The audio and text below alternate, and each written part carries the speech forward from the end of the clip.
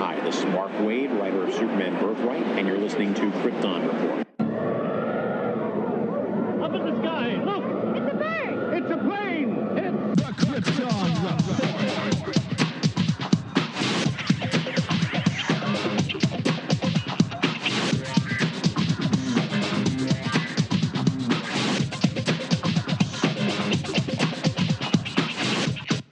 Host Tyler, and welcome to Krypton Report, a podcast dedicated to all things Superman, Supergirl. We're going to look at the Supergirl TV series as well as the Krypton TV series, anything that has to do with the characters in their world. Comics, movies, TV shows.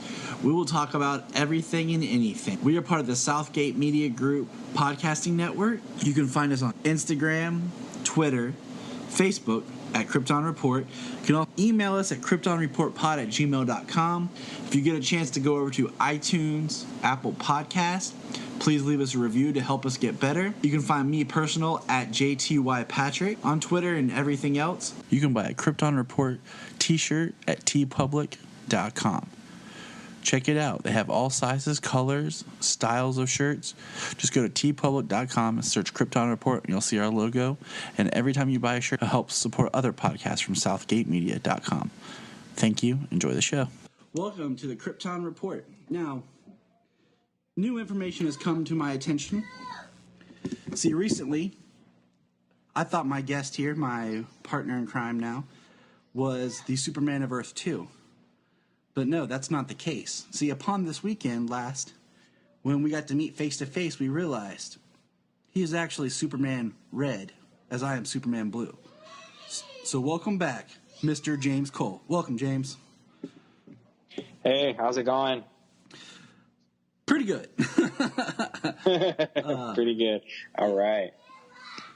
Got my crazy Superboy and Supergirl in the other room going nuts and playing, but that's kids for you. All right. Well, I'm here by myself, luckily, right now. I'm at home alone.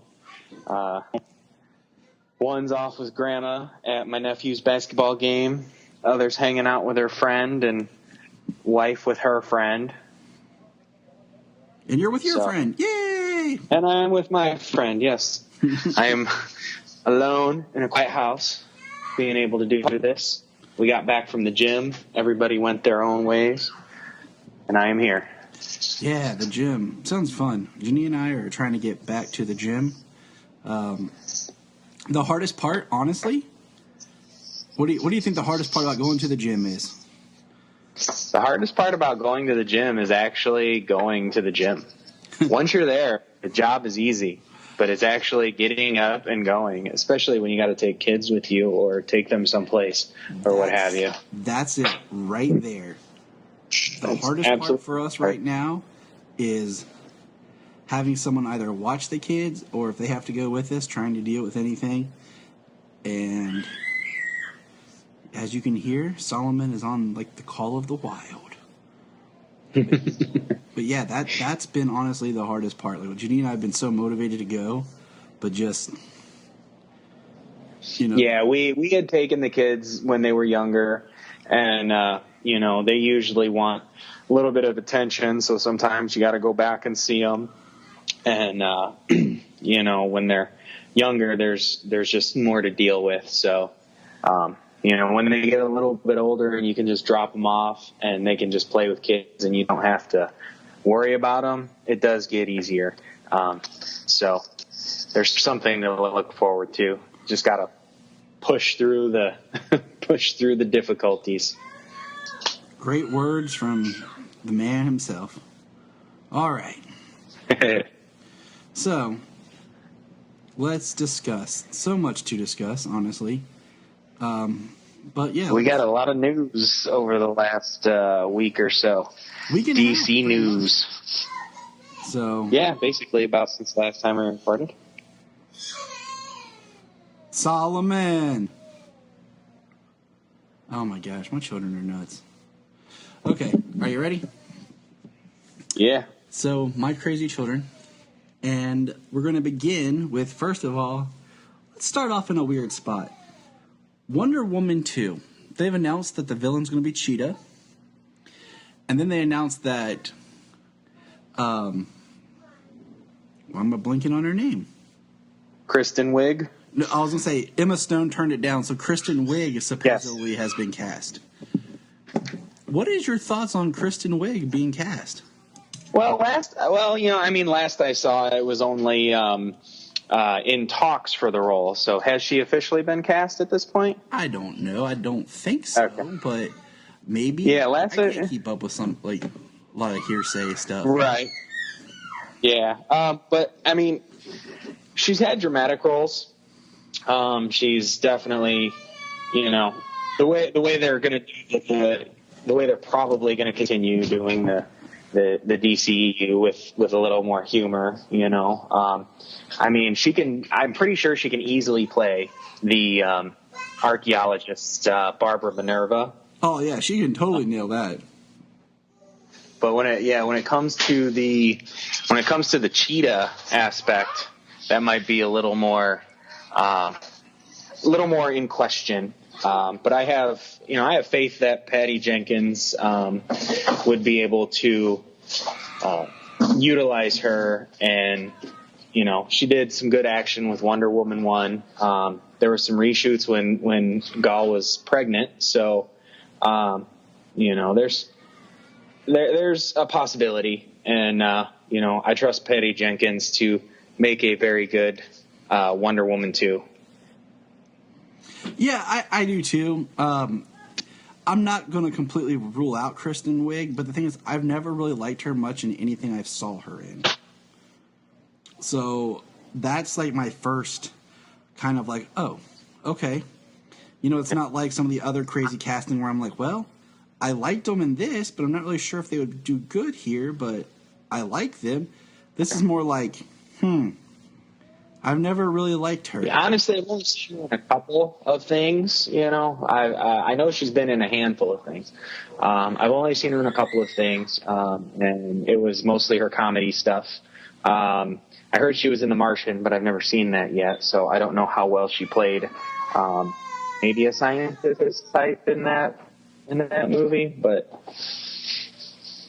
Yeah, The Martian I have, and I've tried, and I've started it multiple times, but then I'm like, I always kind of get sidetracked. So, moving on, this one's short. Metropolis is set to start filming this June. No casting has been announced, and I real guess... quick, one last thing for Wonder Woman 2. I just saw that filming should begin May 28th in London. Well then. So one last thing on the Wonder Woman 2 topic. Well, there we go. No, what I was saying is Metropolis starts filming in June, and no casting has been announced. And I guess they're not going to shoot in New York now.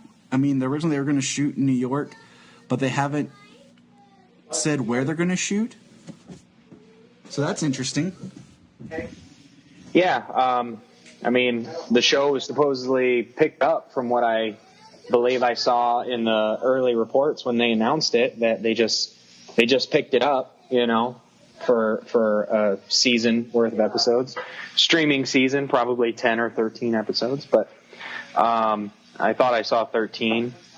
But yeah, they're going to film, no casting, not even the true location of shooting yet. Very little info on Metropolis. I know, it's weird. We know it's going to series because it's on the streaming thing. But it's just weird because I figured we'd hear something. Well, as soon as they start shooting by June, we'll probably have a decent bit more information, at least casting. Yeah, I mean, based on what we've seen with the casting and the limited information that we've gotten about Titans, they've released, pictures of the Titans along the way, so we could only, hypothesize that Metropolis will be along the same way. So, I mean, that's just a little bit, not used to really talking about till we learn more. Let's see, moving on. Oh, this is a quick tidbit. Right. Well, we know that comic book stories, I mean, even though it's Metropolis and it's not necessarily going to have like Superman or superheroes involved, Comic books and that stuff is generally better suited for the long form media. Sometimes the 20-some episodes for an entire season, like the CW shows, is a little, they have too much filler from time to time. Whereas, 10 to 13 episodes, they only have so much time to get straight to the point. So, and I feel like Superman-based properties have always done well on television. Even with the limited, budgets and effects and stuff, they've done well. So, anyways, what I was going to say is, I've been watching Lois and Clark, I told you. Right. I wanted to bring this out to everyone if they didn't see the post, that in an episode of season 4, he fights Baron Sunday, a voodoo doctor, played by Cress Williams, otherwise known as Black Lightning. All right. I did see the post, and that's awesome. Been in the DC family for years. Didn't even realize it. Yeah. So I just thought that was cool to throw out to the fans. The other thing we can throw out real quickly is, if you remember when Justice League was first coming out, do you remember when they were dropping all those quick trailers? Mm-hmm. The character trailers? Yeah, they did all the cool character trailers. They would release on Unite the Justice League's website, where you could take your picture with the characters, like symbol and effects and stuff. Mm-hmm. The movie has come, and next week will be on Blu-ray, and they've yet to unlock the Superman. I just want to bring that back up. There's 6 boxes, and they've yet to unlock the Superman. Well, that's rather disappointing. It's extremely disappointing. It's extremely disappointing. I just want to bring that back up because it's frustrating beyond belief. It's like they're washing their hands of the whole Justice League and just trying to move forward. That's disappointing. It's kind of how it felt before the Justice League even came out. But that's another topic. Yeah, what are you going to do? So, on the topic of Justice League, all the Vero and Zack Snyder posts, and there was even one post on there. I was trying to find it again, but I couldn't find it right offhand. But somebody, a WB person, said, "I can't wait for the Zack Snyder cut." Good. Yeah, I'm hoping that there's just hope. My thing is, my thing is, as much as I want a Zack Snyder cut, it's I want more of the full vision of what the film was intended to be, and we know that there's stuff in this cut. So it would be really nice to see that stuff. So just throwing that out there.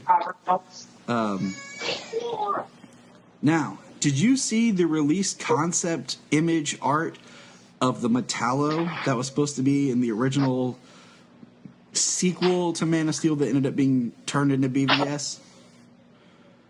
I did. All right, let's talk about that for a quick moment here. I'm pulling this sucker up. All right. So, what do you think about this machine gun Metallo? Well, he had some heavy artillery. That's for sure. I mean, we definitely realized that we were going to get kryptonite. But, I mean, he's got a giant rocket engine. His arms are 2 giant, massive, multi-machine guns. Looks like no legs. It looks more like a transformer with a human's head that's glowing green. Yeah, pretty much. It's a small photo. I haven't seen a large close-up image of it.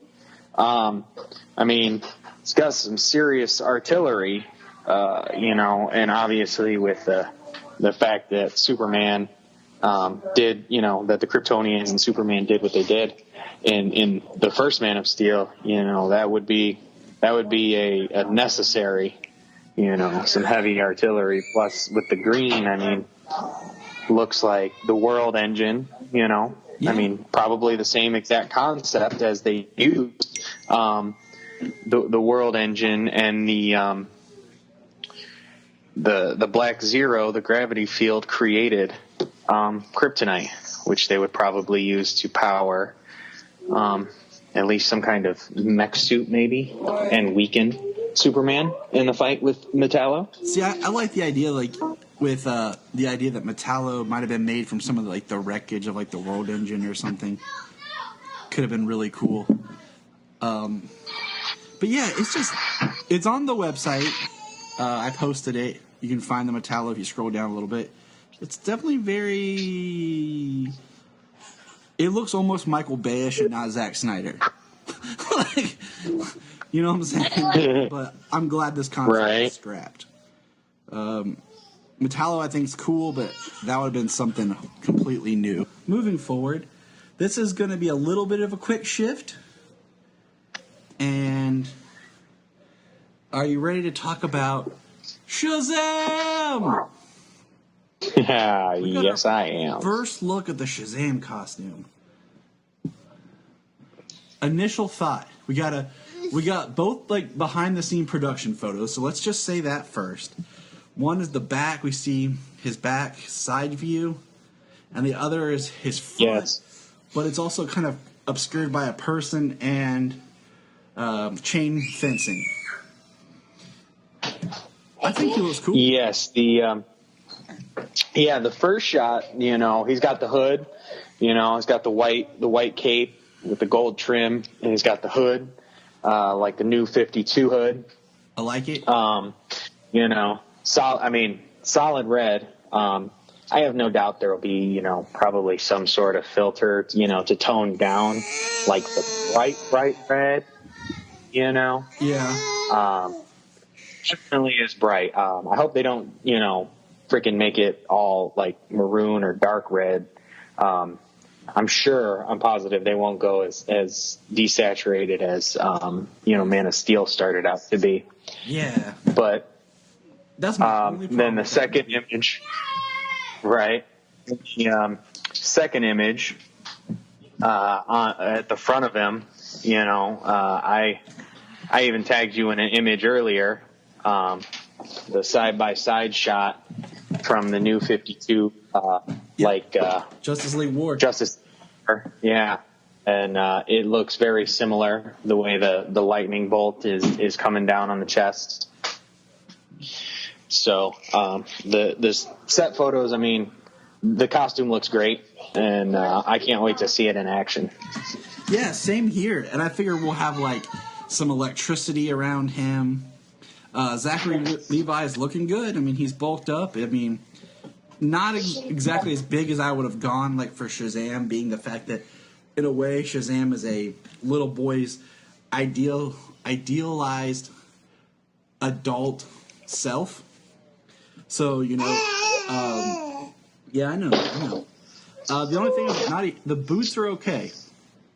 That's the only thing I'm kind of like, about, but, you know, these are set photos, so things could change.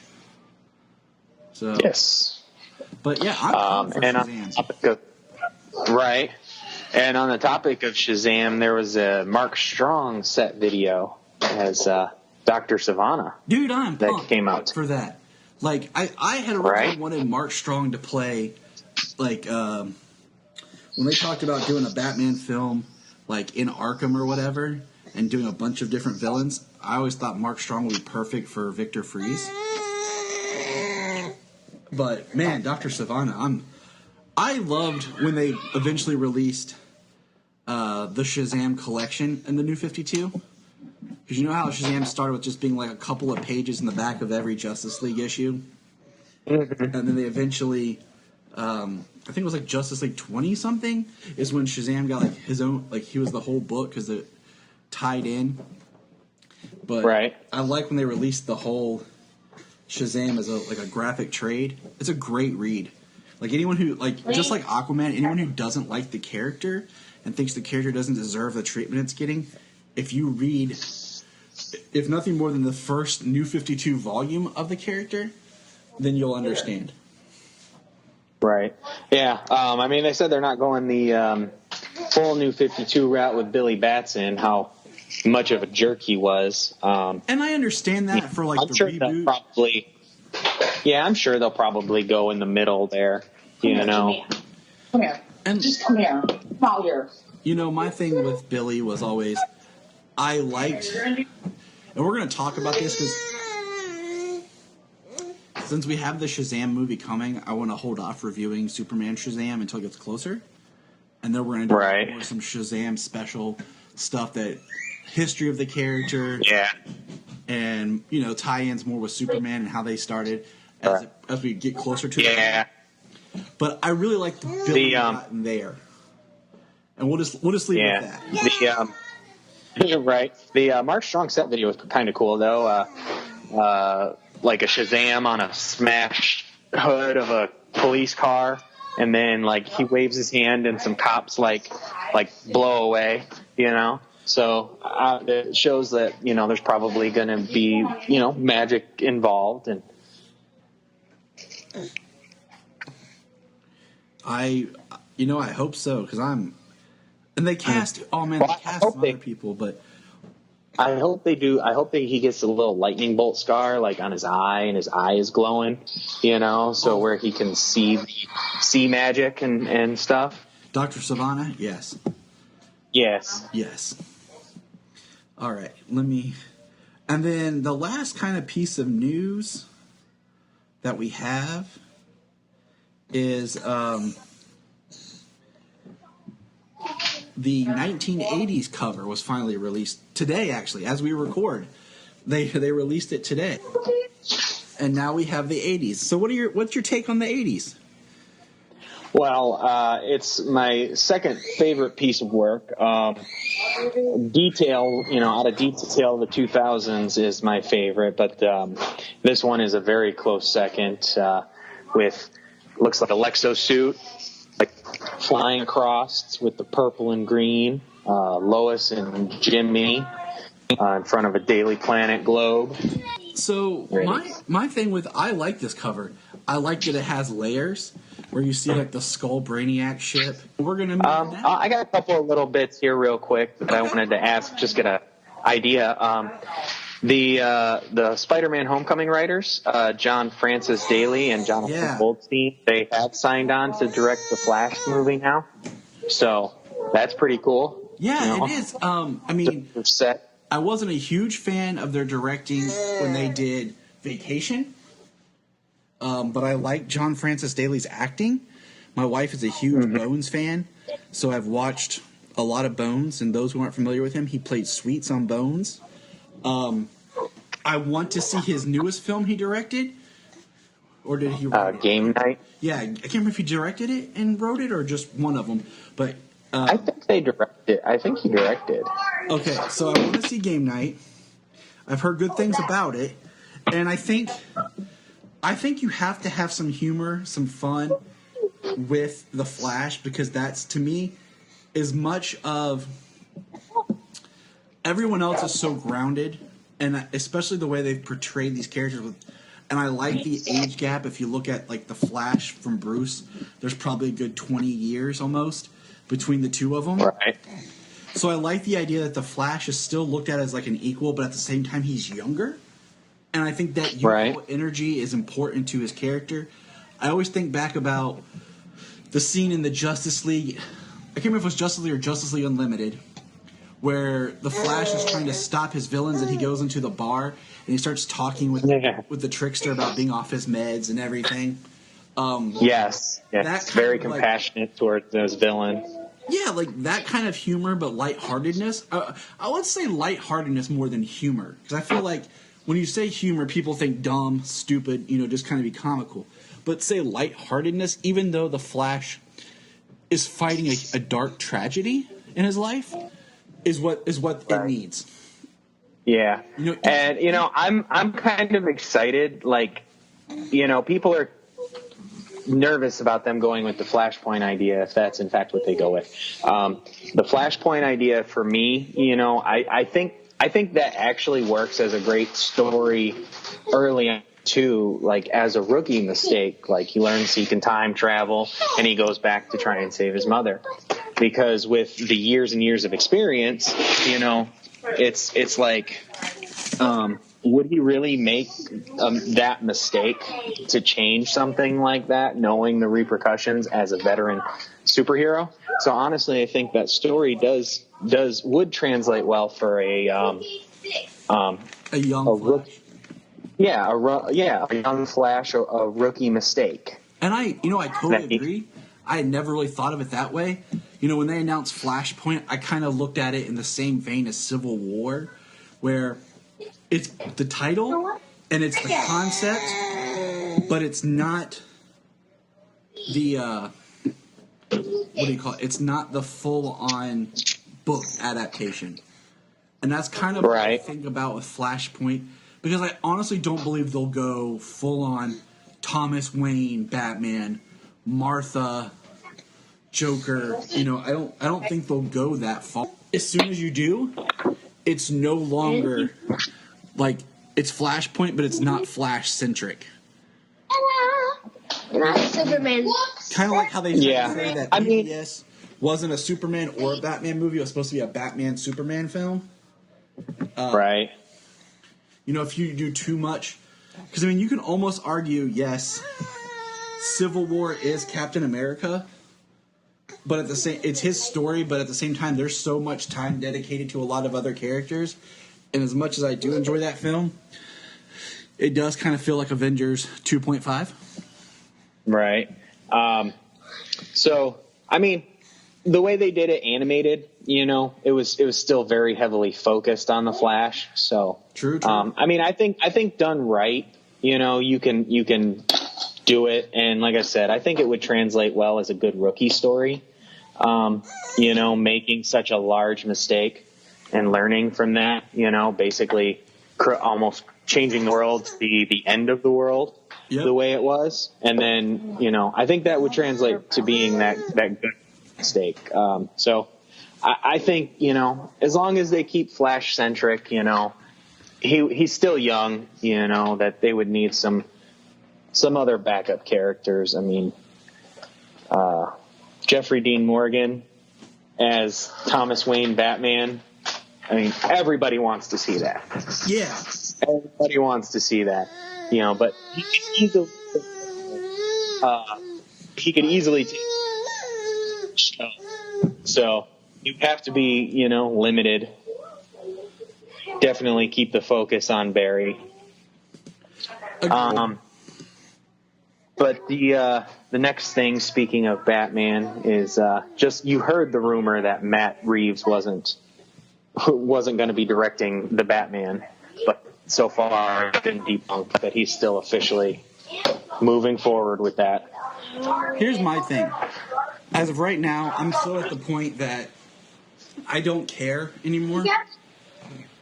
I want a new Batman film, but the thing is, I want this incarnation that we have now. Yeah. You know, I would be happier if we got a Justice League 2 or a Man of Steel 2 before a Batman film if they're going to change Batman. Because I'm not in the mood for another Batman. We know it's coming. Batman sells, so. Oh, I know we're going to get something. So we'll see. We'll see what happens. Everything's right now like he isn't directing. He is like I'm just like at the point like just whatever happens. You know. Yeah, right. That's about it. And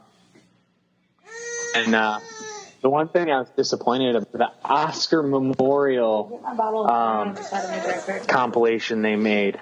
Adam West, I heard that Adam West was not in it. So, other news, did you hear this? Or no, wait, it was you that sent this to me.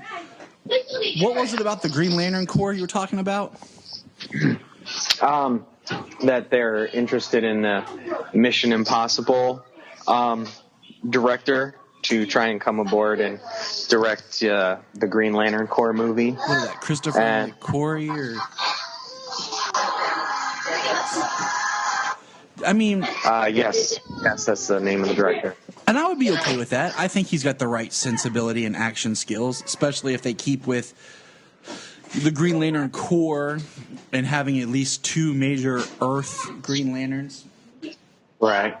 I know he did Rogue Nation. I think they're saying, is he doing Fallout? I think so. I'm looking it up right now. So with that, I did see some memes people putting about Tom Cruise as Hal Jordan. And you know what? Here's what I got to say. Yeah, he did direct Fallout. So here's my thing. I don't mind the idea of Hal Jordan being older and kind of road worn, much like Bruce Wayne. The veteran. Yes. Here's why I say don't cast Tom Cruise. The Mummy. The biggest I haven't problem, seen it yet. The biggest problem with The Mummy is that you cast a movie star. So much of the film revolves around him, making sure he's in almost every shot, that it doesn't let the story breathe. Like, we don't get enough about The Mummy. And I won't spoil it for you or anything, but just keep that in mind when you watch the movie, that if it had been somebody who... I hate always saying like an up-and-comer, but someone who's not a movie star, but an actor, you know? Yeah. They can service the story more.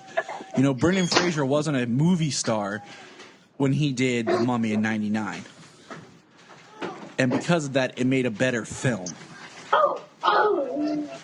So yeah, I mean, I enjoyed the Mummy movies, Brendan Fraser. So I want to see it. I'm interested. You know, sadly, the Dark Universe monster movies had a rough run.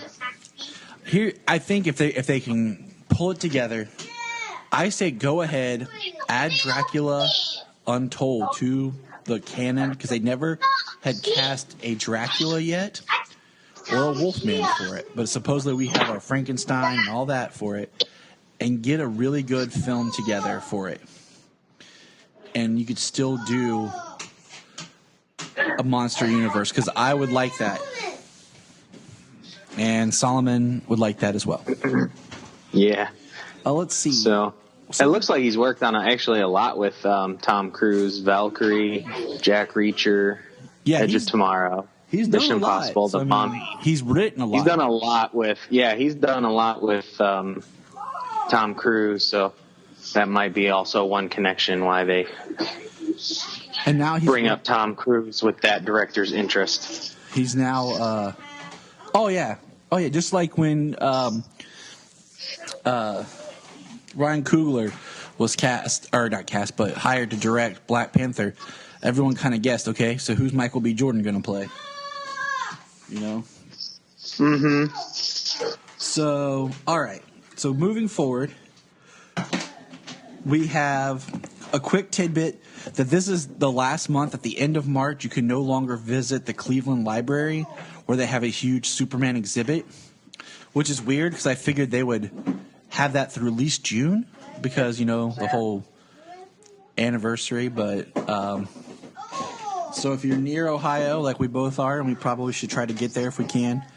Oh, yeah. Yeah, it would be awesome to go and see. We also saw today that supposedly this was October. Suicide Squad 2 is supposed to start filming.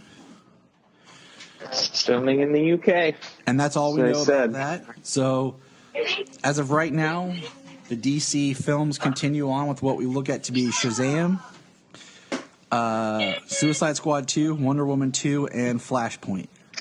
So that's at least 4 films kind of to look forward to compared to what other rumors are out there. At least those 4 seem to be moving forward. Yeah, it's exciting to when you hear some movement going forward. Obviously, Shazam being in production, being in principal photography now. And for those listening, here's a little secret. We started to record this podcast yesterday, but my kids are going crazy, so we stopped. My kids are still crazy, but better. And then we decided to record it the next night. So during that time period, guess what we got? Shazam! More Shazam photos. So quick, to the Shazam photos. All right. And these are all. I am liking. They are very close up. You get to see some of the detail on the costume. Just a lot closer, better definition. I wonder if this one of the kid is that the kid playing Billy? Oh no, that's Freddy wearing the Man of Steel, the Superman shirt. See the cane in his hands. Yeah. So we got or the one. crutch. They're still behind the scenes. We got a shot. Do you see the little tiger heads? Yeah. On his cape buckles. Yep. We see a really awesome picture. We see him fighting Dr. Savannah.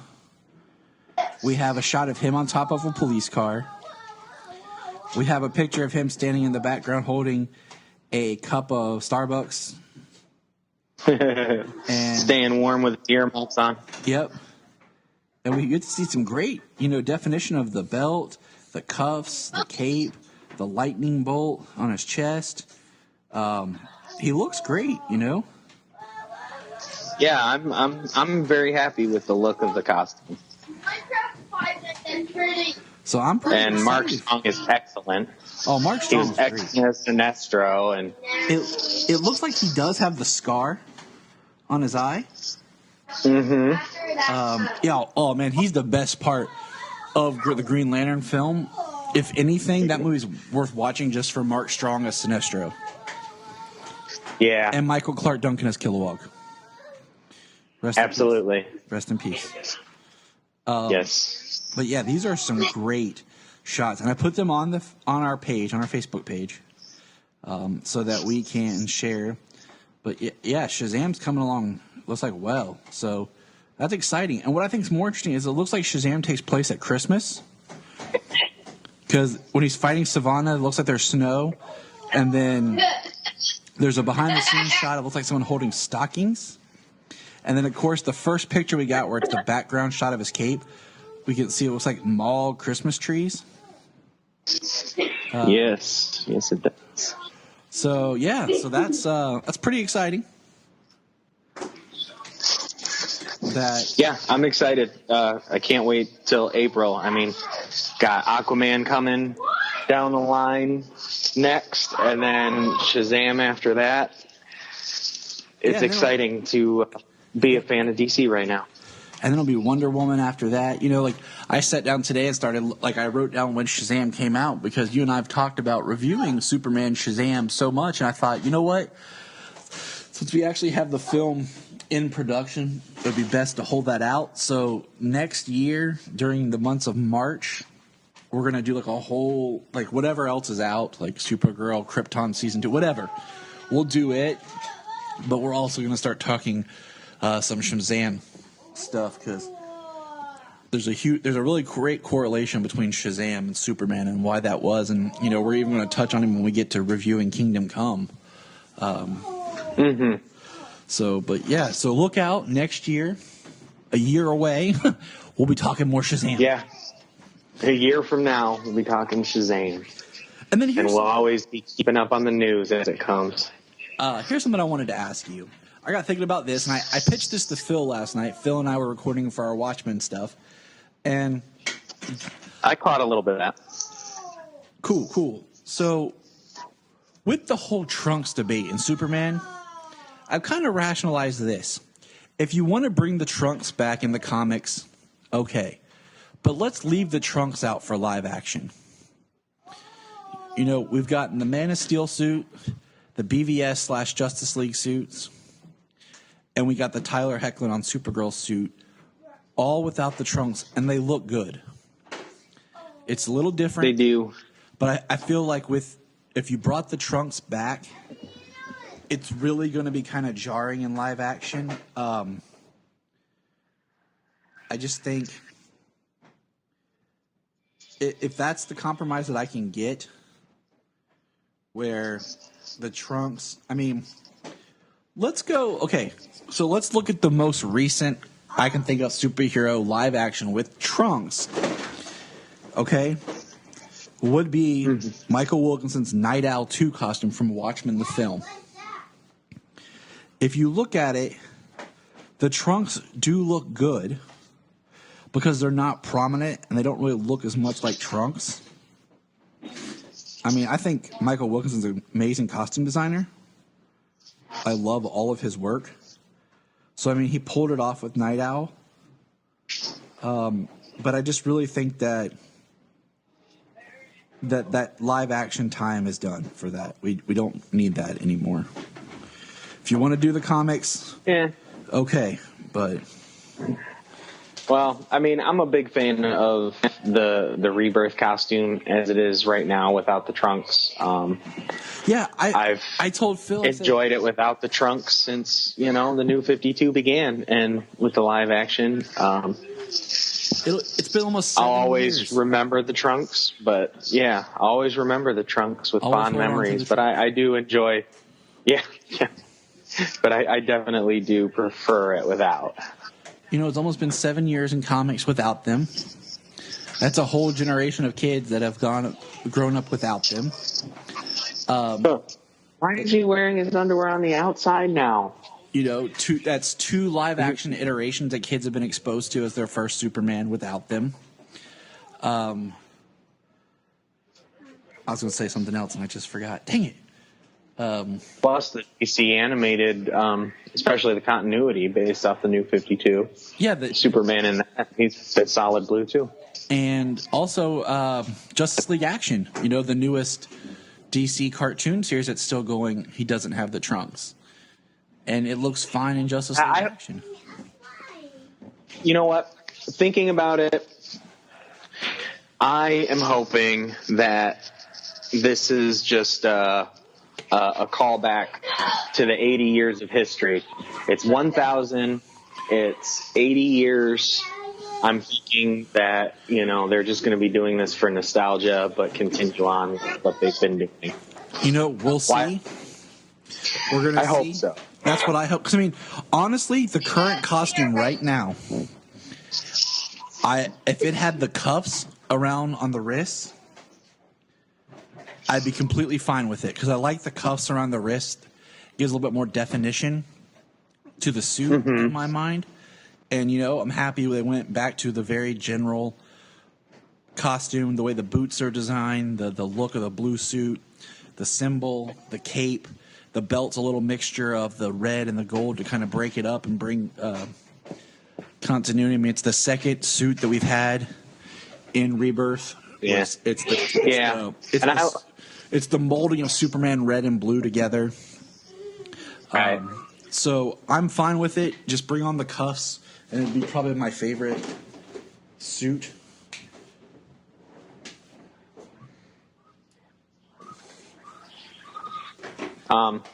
Just suit-wise, the suit can be too blue. When it's that more of a duller type blue, it definitely looks better. When it's really blue, and it's like bright in your face, it kind of needs that breakup. But when it's that dull blue that you've been doing, in action, I think. And that's why I think that having the red really belt with the yellow on it breaks it up just enough that it looks good. The Shazam suit doesn't have trunks.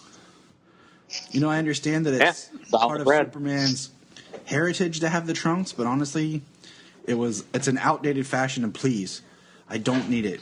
Now, moving forward to what we came here to talk about. We have got it right here. J. Michael Straczynski presents Superman Earth 1 Volume 2. And I'll throw this out right now. This one has my two favorite parts this one has my two favorite parts out of all three volumes. All right. And I'm just going to throw this out here. I think my daughter is an Amazon because she is strong for a baby. I'm talking strong. Like, I've been around kids. I know how they are. She is strong. Oh, yeah.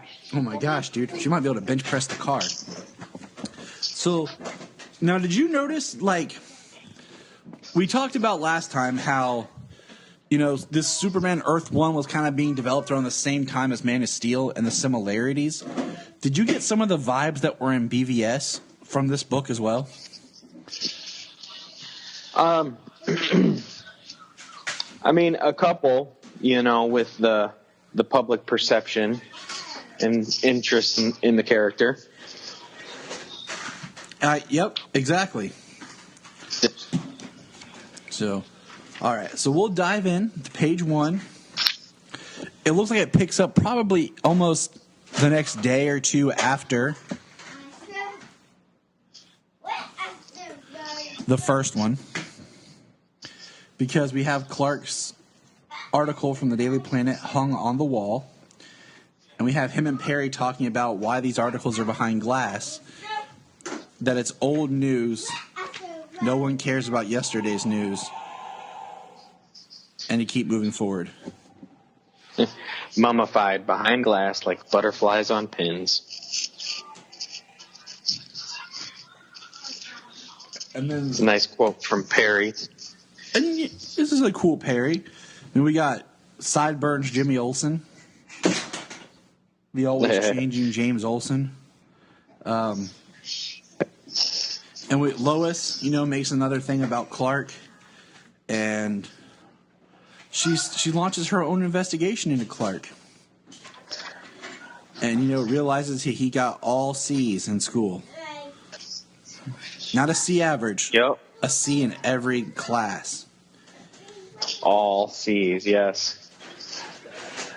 He said, where is it? Right here is a quote. It says, "Day after day, he went to school. He did what he had to do, came home without leaving a single footprint. You barely knew he was there." Yeah.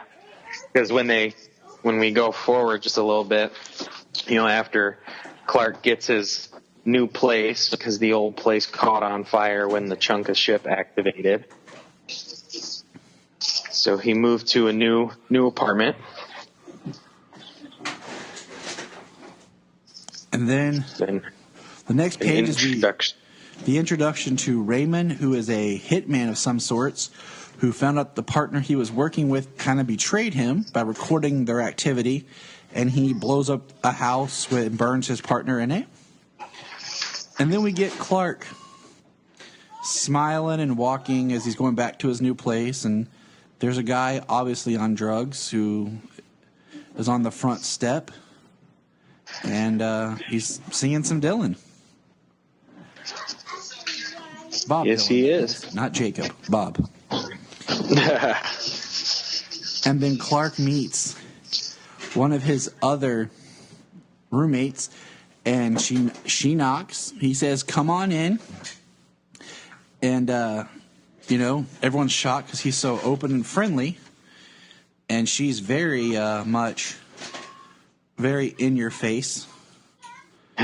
Yeah, there's an obvious way about her. The way she's dressed, the way she sits on his couch and Presents herself. And what is her name? Oh, great Superman of Red.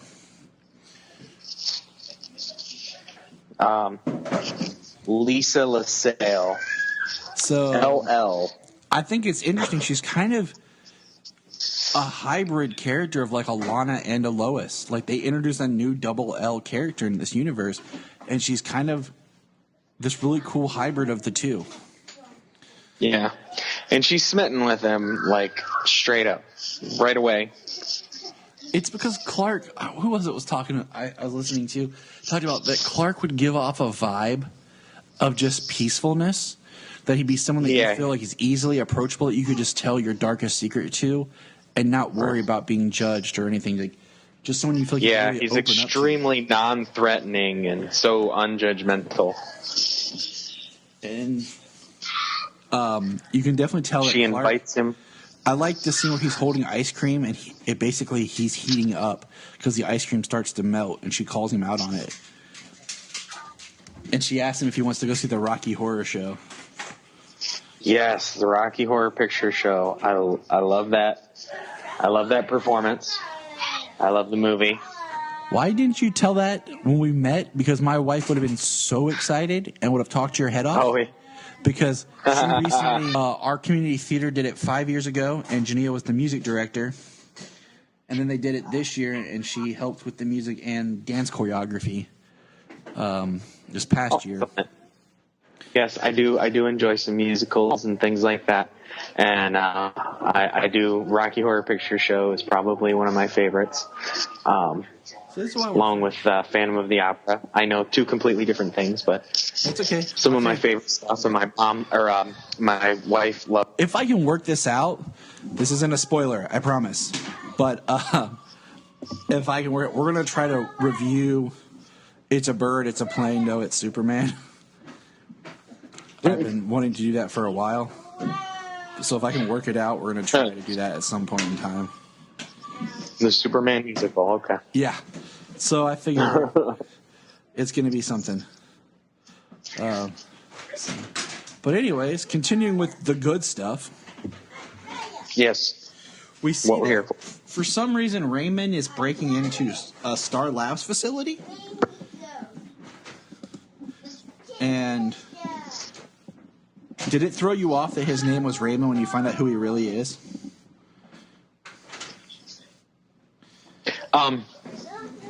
Well, yeah, who he is, who he becomes. Yeah, and this so, and like when we did our discussion of what we would want to do for Man of Steel 2, this was always a villain pitch that I've had because I think he's a big enough Superman villain, but at the same time services the story. And that is that Raymond, through his Star Labs exploits, becomes Parasite. And I've always thought that Parasite would be a good villain because it's a big enough villain, but it's not a villain where it's more of a story serviceable villain where it allows our hero to feel what it's like to be human. Yeah. That actually is a good story point, which would work very well live action. As a character as well, he could be compelling. The way he is in this, how he's kind of always been violent and to the point of starting to kill people, and then becoming a hitman. Yeah, we learn here shortly. The animated series, where the character of Parasite by a different person, Rudy, was the last name. Yeah, anyways, Rudy he's Jones. more of a tragic. Rudy Jones, there we go. Yeah, he's more of a tragic version of Parasite, so could be used either way. But go on. So it is a character I think has always been interesting.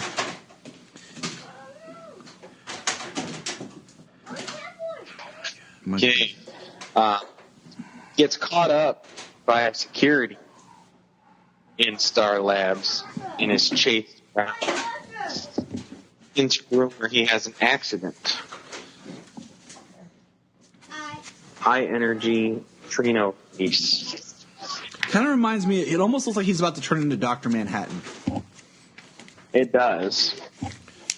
That's what it kind of really reminds me of at first.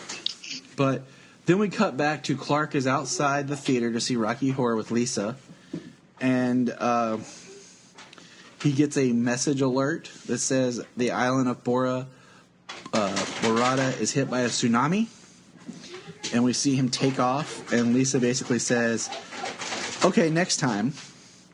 And we see him fly off. And then we get a giant, beautiful one-page spread of Superman. Yes, with the red trunks. With the red trunks. I know. I still think this version of the red trunks, though, and this Earth One version of Superman, the red trunks looks really good. Just for this version, I am still totally down with them staying away. Yeah, me too. I like his suit because they kind of do some tweaking here and there with it, and I feel like they didn't do enough with the trunks to make them look different. but I'll go with it. And then we see Lois with her boyfriend. I don't know if they ever name him. I didn't see it, but they're watching an interview where people are debating Superman's existence. And this is one of the things that made me think of BVS, because they say, where is it? Hold on. Might be on the next page, but Lois tells her boyfriend to leave because she's working, and we see she's investigating Clark. We see Clark show up, and there's all these quotes about the people in the island who probably don't want him there. He's throwing his weight around. He's doing this. All these things about that are negative about Superman is intercut with shots of him saving poor people. And yeah, you know, the next thing is one of the most shocking is basically the warlord that is governing this basically tells Superman to leave or he'll start killing his people, and he drops a severed arm down and tells him if he stays, more and more will drop, and that who makes the guns makes the rules. So Superman leaves. And yes, not wanting to put anybody else in harm's way just by him being there. And then it cuts back to Lois in her apartment, and the guys who are talking and debating say, well, now hang on a second, isn't it possible just a little that he's not doing this for fame? He's not doing it to be a celebrity, he's just doing it because it's the right thing to do. We have a panel of them all straight-faced, and the next is they're all laughing. And that right there just shows how much of a cynical world that we can live in. That people would always think that, that's the world we live in. That yeah, I mean that's the BVS quote where maybe he's not a god, maybe he's just a man trying to do the right thing. And it's like, do we so not believe that anyone would do something just because it's right? I mean, are we that far removed as people that we can't comprehend the idea that someone does something just because it's the right thing to do? And that's not I'm sure that there are plenty of people. It's not, but sadly there are people that's all that matters, and that's the way they would think. And then the next scene we see Parasite is going into like a quick convenience store, talking about needing more energy. He drains the life. And then we get a panel of Superman, kind of what he wishes he could do to that general. And it shows him with his heat vision, just melting the general, melting the tanks, melting their whole army. Incinerating his army. And then just walking through it. And that's what's funny is that art reflects the art of the cover. And he's imagining this while we get a cut of Lois Lane, who's calling Clark's old teacher and is learning about Clark. And his teacher talks about how Clark was really smart, then all of a sudden just stopped. Started getting just C's. Took an IQ test that was off the charts. She recalled a time that Clark was at the dance, just kind of watching as if he didn't understand how to be a part of things.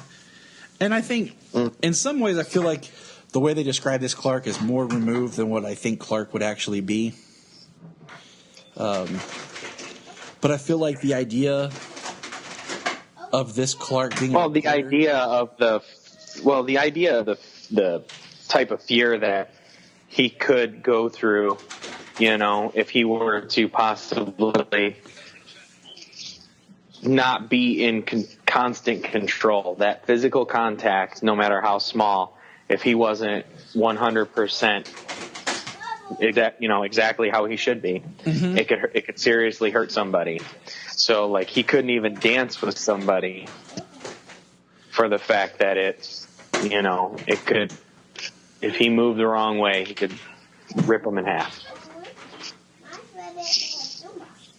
So we get this panel of Clark listening to the radio, and it talks about there's no end in sight, and it seems no one can do anything to stop the dying. in the country that he went and stopped the tidal wave, and he just destroys his stapler. And the next is like flashbacks of Rudy in school beating up kids. Or not Rudy, Raymond. Rudy's the other one. Raymond. Yes, after he sees what he is, after he sees the reflection. And we get a shot of where we see him defending his sister. And, his sister's getting picked on. He shows up, beats the two kids, and then bites the one dude's ear. And we see that he's a monster, but he protects his sister. We get some more shots of him killed somebody with a baseball bat in an alley. And, now he's the parasite. And we see pictures. And just the next page after that shows him with a trail of bodies, just one after the other, draining their energy. And then we get the colonel in front of Congress debating about weapons or not to have themselves to protect Superman or against Superman. And that's always an interesting thought. But then the next page is once again Clark's walking back to his apartment. He sees the same junkie outside, and he's trying to talk to him. Clark uses his X-ray vision and sees the needle in his pocket, sees the track marks. And he goes up into his room, and there's Lisa. Very revealing outfit. Inviting him over for dinner. A candle. There's my Godzilla daughter. She's terrorizing. Yeah, he gets invited over to her apartment for dinner, a candle, and then he has a memory of which is great. His father. It's Pa Kent trying to give Talking him a talk. Yeah, the intimate talk with basically Superman. Where is my favorite line? Hold on. I like it right at the end. He says, my favorite line is, I so did not want to have that memory right now. Yeah, that, and then where is it? Here it is. All I'm saying, son, is man of steel, woman of tissue paper. Exactly. Do you have any idea how many years of therapy it's going to take to get over this? And I feel like Lisa is like laying it on thick. I mean, she comes out with a pink see-through nightgown that he doesn't need his X-ray, just wearing her underwear for dinner. Talking about being more comfortable. And yeah. She kisses Clark. She did say, what was her line? Well, for me, it's more, she says, he asked more comfortable. She says, well, for me, and if it makes you just a little bit uncomfortable in your clothes, well, mission accomplished. She's laying it on pretty heavy. And then it cuts to the police as parasites coming through to Metropolis. And then it cuts back to them, and Clark tells her the story of Fuzzball. And I'll tell you right now, I am not a cat person at all. But in these 1, 2, 3, 4, 5, 6, 7, 8, 9, 10, 11 panels, I teared up. It's a beautiful story that they fit into 2 pages. I mean, that is great writing that he just spins about how Clark saved this cat and how it was the first thing he ever loved. And he felt connected to it. And then how it died just by coming to him and like laying. And then my favorite line is, it's kind of like it's broken up, but it's, so I took her to somewhere I knew she'd be happy, where she could always see me and I could always see her. I'll probably have a lot of explaining to do about it someday, but it's what she would have wanted. Because Clark buried her on the moon. Yeah. I mean, it's beautiful. Like, man, there's a book. I gotta find it. And I think it's in Rebirth. I think of them talking about Jonathan Kent, and I think it's like Zod trying to break out of the Phantom Zone or something, and it's basically Krypto defending him, and it's all these things about like what Krypto's doing to protect him that he doesn't even know about. I gotta find that book. I have it somewhere. All my stuff's packed up's a problem. But it's right. Great book. So then, it cuts and we see Lisa crying about how beautiful it is. And then Clark hears some stuff and he quickly takes off as Superman to go and help. And he starts fighting Parasite. And we get some great shots of him fighting Parasite. And then he gets punched and starts bleeding. And then Parasite grabs him and holds on. And it just starts getting bigger and bigger. And then it just... Superman's fighting as much as he can, and eventually has to leave and retreat back to the fortress where the ship is. And basically, the fortress is the ship building kind of the fortress. Yeah, inside the ice where he put it. And then we are revealed to what do you call it? It cuts back to Rudy's sister. Or not Rudy. Dang it, Raymond. I'm going to keep throwing that up. I got Rudy on your mind now. Yeah. Raymond, the Parasite. They're telling her that her brother is the Parasite, and she doesn't believe it, but she's headed that way. We see the government trying to blow him up with nothing working. But he wants more Superman, because that gave him the best rush. So where does he go? The Daily Planet. And then we find out that Clark's working with the ship to build him a protective suit to fight Parasite. And that if he takes Parasite on and the Parasite drains him too much, he might not recover. It would damage his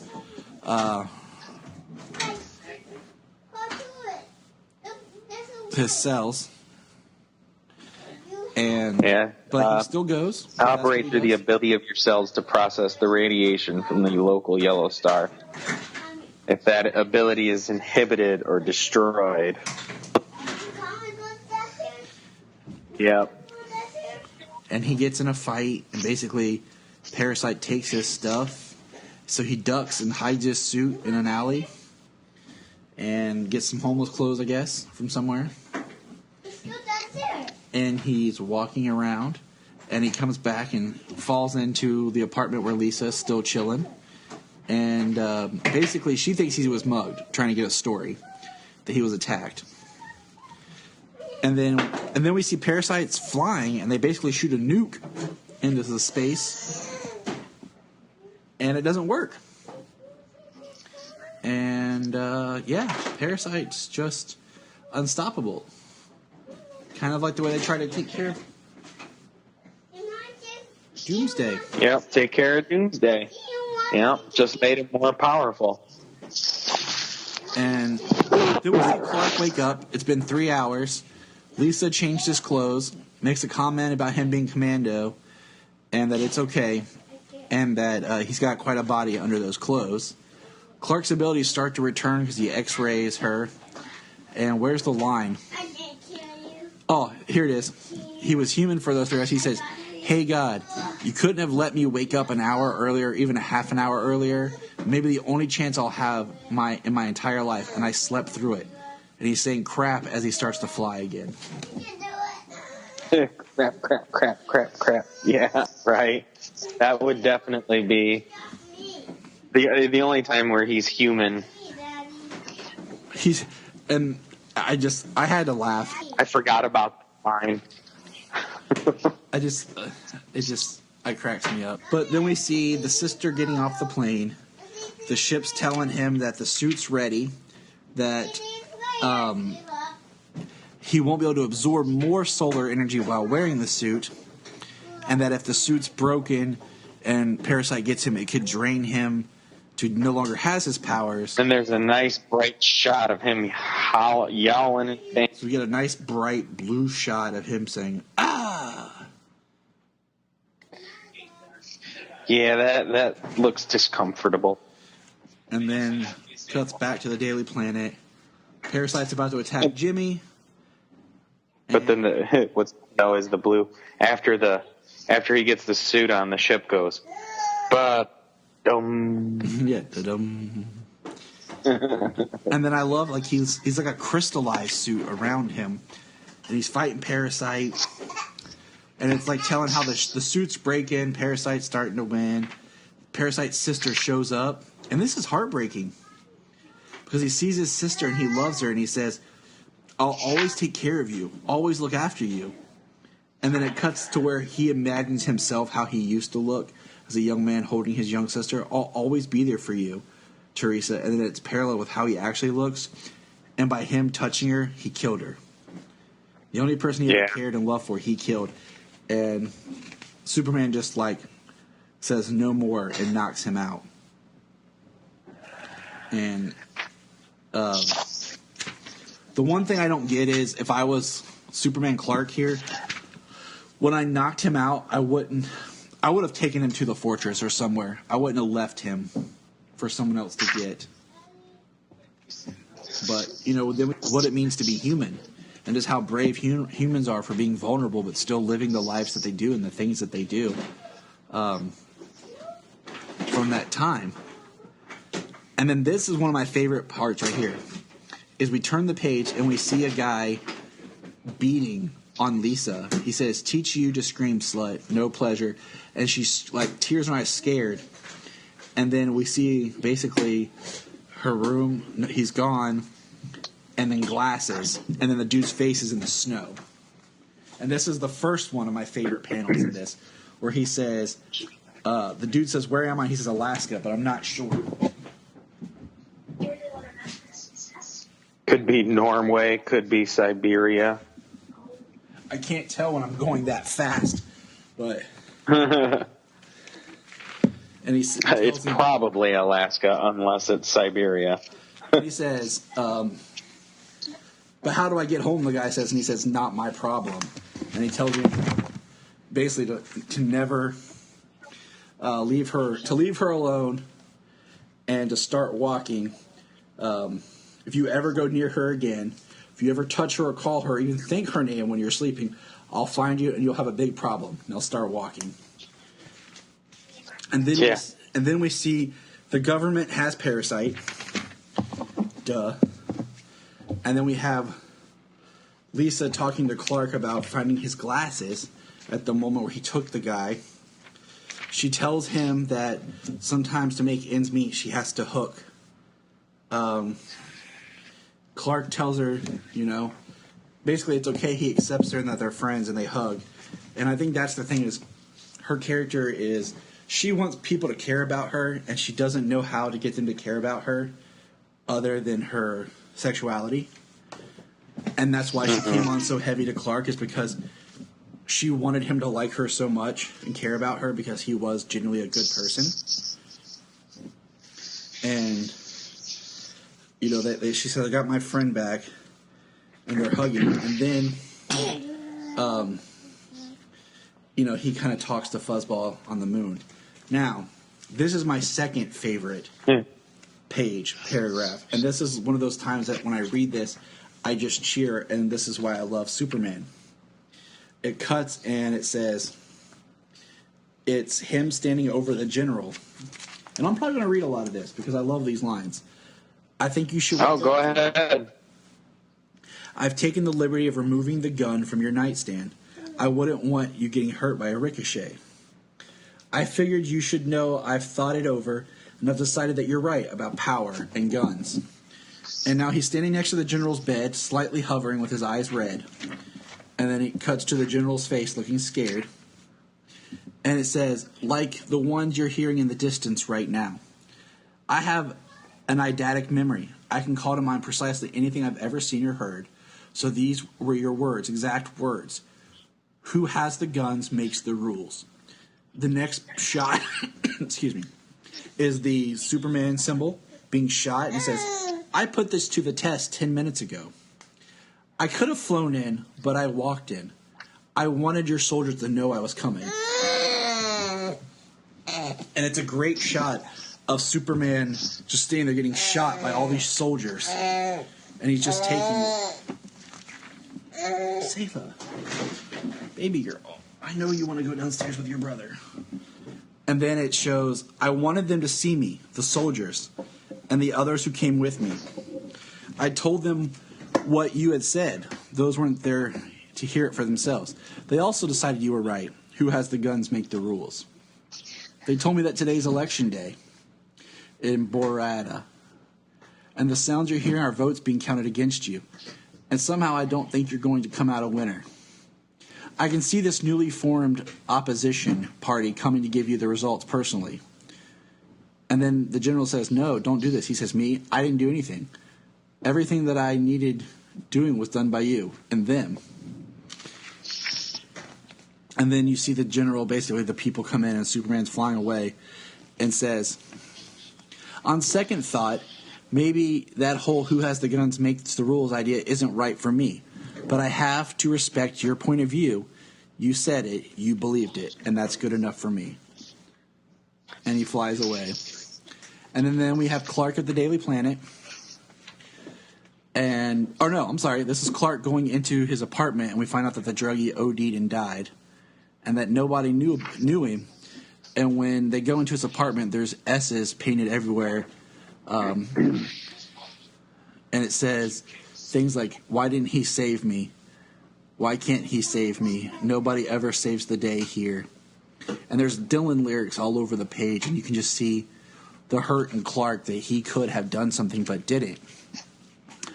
The next page is the government contacting the Luthors, or Lex Squared, or Lex 2, because it's Lex and his wife, which is going to help set up part 3.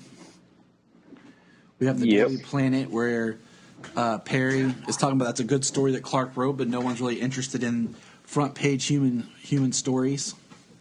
A man died, and he says people always die every day, Clark. That's misery out of it. Good men, bad men, not enough bad men, if you ask me. Celebrities and nobodies.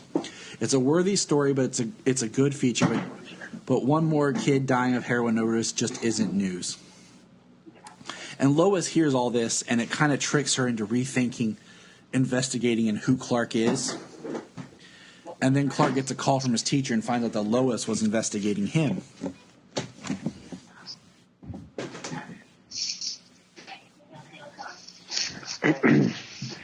And it kind of sets off... It sets off his warning bells.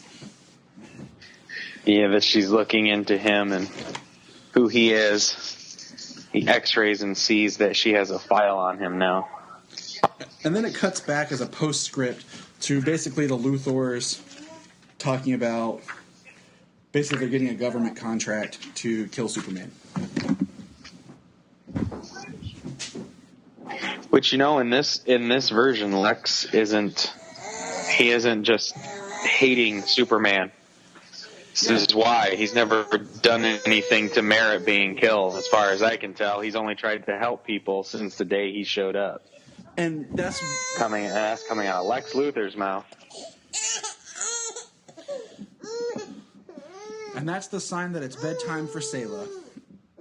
And Yep. All right, baby girl, we'll go to bed.